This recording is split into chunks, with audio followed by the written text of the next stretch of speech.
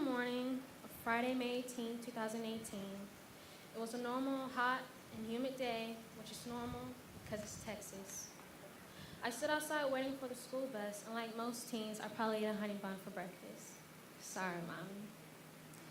I arrived to my first period art class by 7:05, and by 7:25, I realized this wasn't a normal school day. I had plans. We all had plans. Like tests we didn't really want to take, assignments to submit, or birthday parties to attend. We didn't know that Friday, May 18, 2018 will be the last day we will see one another. We didn't know that these plans would quickly and painfully turn into vigils and funerals. We didn't know that the survivors will have to struggle with the days following with guilt of why we are here and they are not. Wondering why this happened and if there was anything we could have done to change this fate. Did we do something wrong? Good afternoon.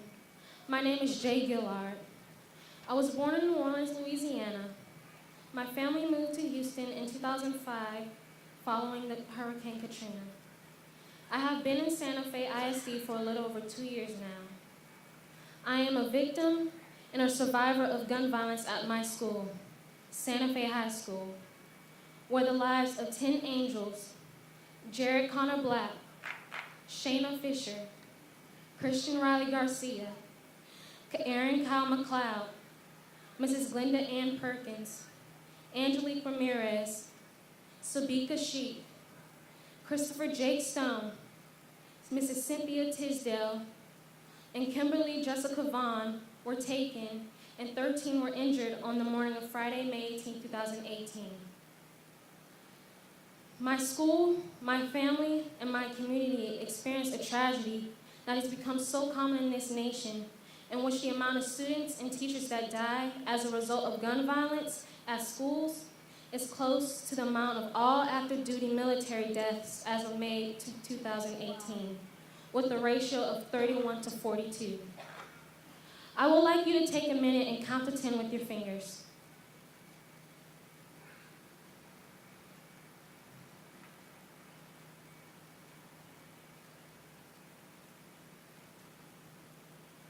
As you can see, 10 is a big number. Now imagine 17, 26, or 58. 1 itself is a big number. There was no warning, no sign, or any way to possibly know that I or any of us at Santa Fe High School would experience this type of tragedy. Traditionally, guns are used for protection or for hunting, as it is very common in my small town of Santa Fe. But what happened on May 18th was unpredictable. We realized that our lives are more important than homework, a backpack, a phone, and other material things. While most of us were in shock, afraid, and unable to contact our loved ones, one of my favorite subs, Mrs. Tisdale, called 911 using my classmate's phone, Kayla Clements.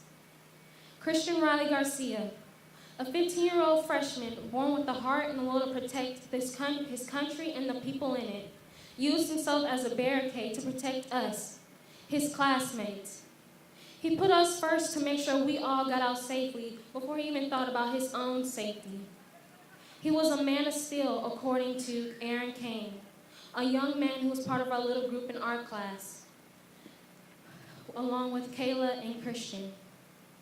Sabika Sheik, a foreign exchange student who came to America from Karachi, Pakistan, happy and excited for what America had in store for her.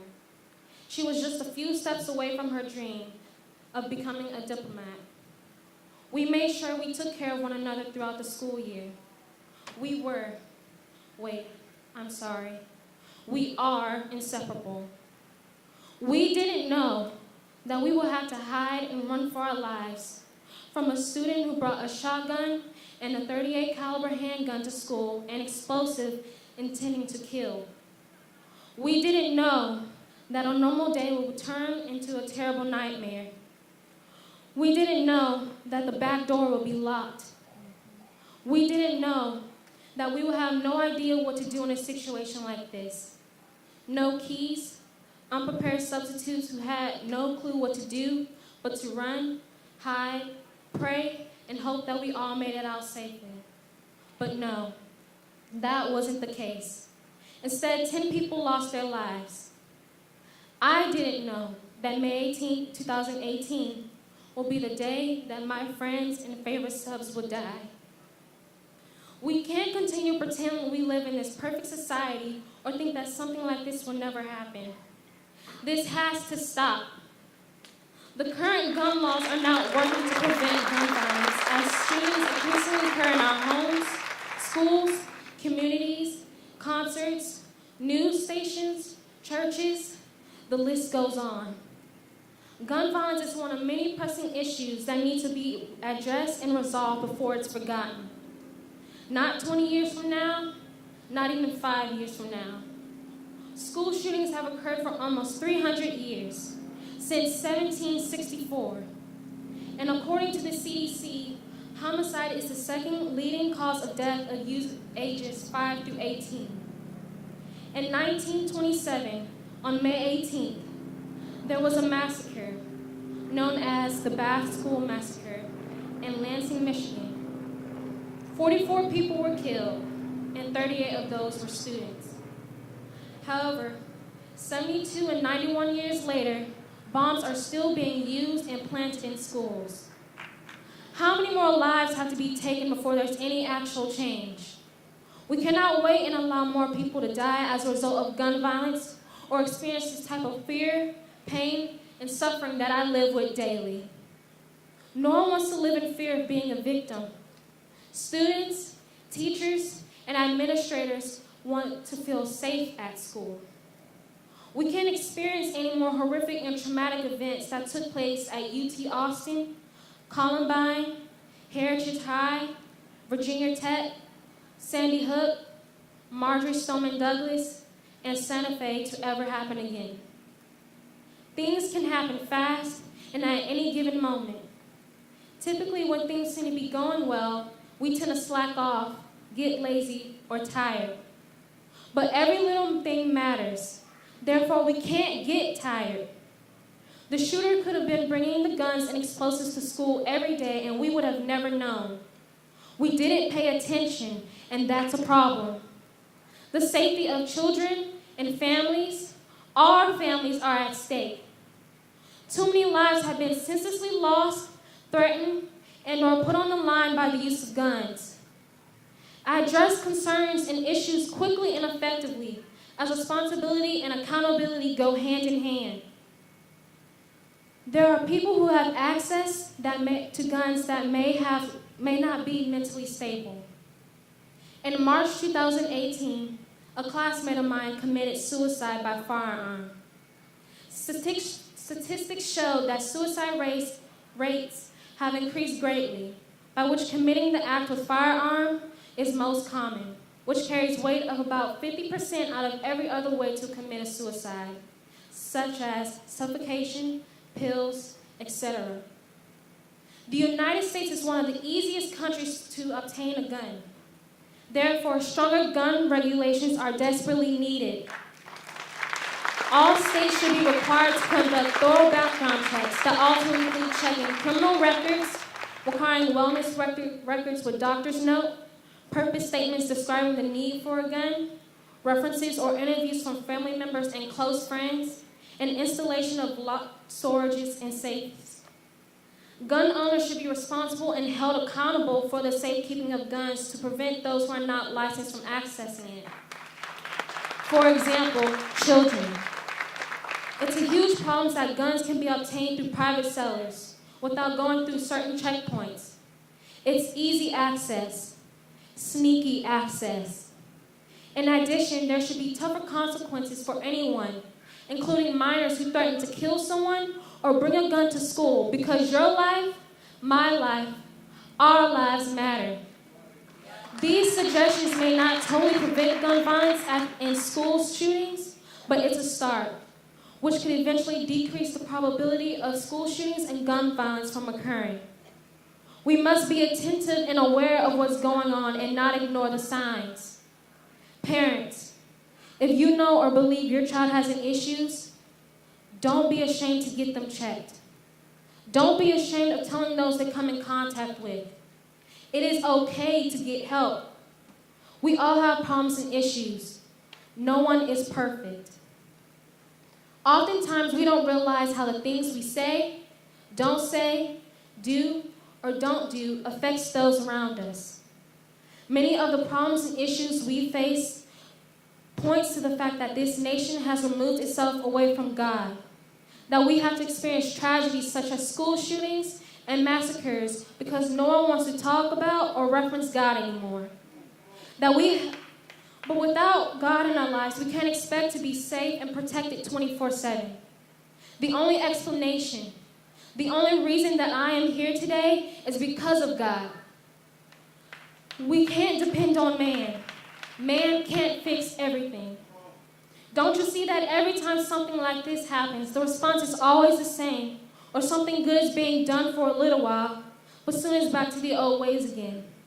Nothing is changing. This is why all who are able to vote are greatly encouraged to do so. You may feel as if you have no voice, that no one wants your input, or no one will listen. You may feel as if you can't make a difference. But how would you know if you made a difference if you don't do anything? Voting to me is like knowing you've done something. You've made a difference because you took part in change. As citizens of America, we have the right and freedom of religion, assembly, speech, press, petition, to bear arms, and moreover, the equal right to vote, regardless of race or gender. Congress responds to votes by the majority. That's how decisions are made for our country, whether that be the president, our representatives, or the laws on the books. We all must do what we can to make sure our voices are heard. Nothing will ever get done if we don't speak up and be the change in our homes, our communities, our schools, jobs, and our country. We don't know how all this will play out in the future, but ask yourself this. When is enough going to be enough? When will we really start to see change? What will you have to lose before you decide a cause is worth fighting and voting for? Wouldn't it feel good to know you've done something great, not only for yourself, but for others and future generations? We have to learn to do things beyond ourselves and start having a heart to care for those around us. Let there be meaning behind these deaths, not just for my school and my community, but schools and communities all across the world. Don't let their deaths be in vain. Preventing gun violence will give their lives more meaning, making this one of many great things to come out of tragedy. We have to keep fighting. We have to keep pushing through and move forward, but it's no easy feat. Don't be afraid to stand out and speak up. Don't be afraid to be the one to start and create a change. Don't be afraid to vote. Voting is important. Why? Because you have the freedom and right to vote. You have a responsibility to vote. Don't be afraid to do something for yourself and for the well-being of others. As Eli Wiesel, a Holocaust survivor, once said, "I swore to never be silent whenever and wherever human beings endure suffering and humiliation." We must take sides. Neutrality helps the oppressor, never the victim. Silence encourages the tormentor, never the tormented. Don't be afraid. I will close by saying thank you for this opportunity. Thank you to God, my family, and my community. I love you. I love and appreciate y'all very much. Thank you.